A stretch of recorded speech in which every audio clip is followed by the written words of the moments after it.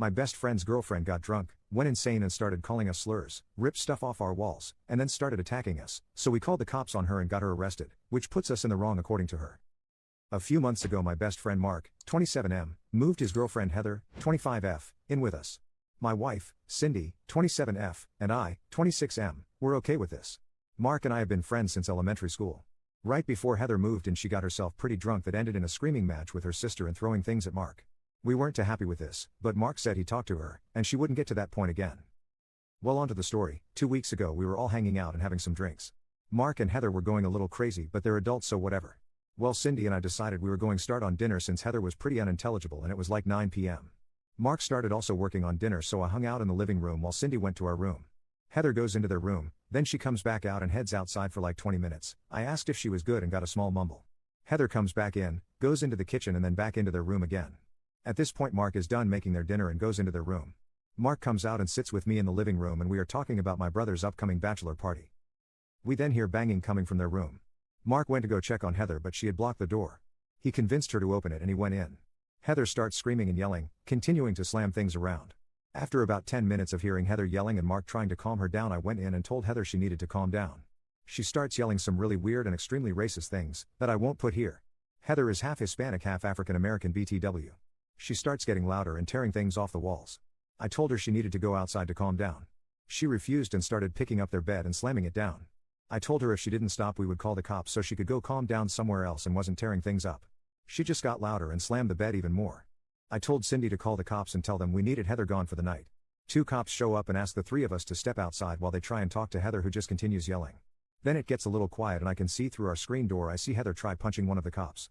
5 minutes later, 7 more cops show up. They all run inside and we can hear Heather screaming and yelling still. 10 minutes later they bring her outside in one of those cop bodysuit things they use when someone is struggling and won't stop. They put her in one of the cars and are standing talking to each other. We can hear them saying that she got combative, threw stuff which hit a cop and tried hitting one of them. They cart her off and tell us themselves she is being arrested and ask if we want to press charges. Since she didn't do anything to us we said no. The cops left and we cleaned up the mess in the living room and then hung out with Mark to make sure he was okay. Update. Heather was released the next day with a preliminary hearing set for last Thursday.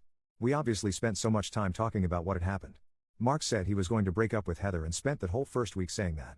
Then last week he said he isn't going to break up with her. I told him that's his choice albeit a stupid one, but she is not allowed back at the house at all, and he said he understood. 2 days before the preliminary hearing Cindy and Mark are subpoenaed to court. Sadly, I wasn't so this part is secondhand from Cindy. Cindy told me that because it's a felony the judge is passing the case on to district court for magistrate. I guess the DA went up to Cindy and Mark and said they could offer Heather a plea deal where she would basically be on probation with mandated therapy and mandated AA.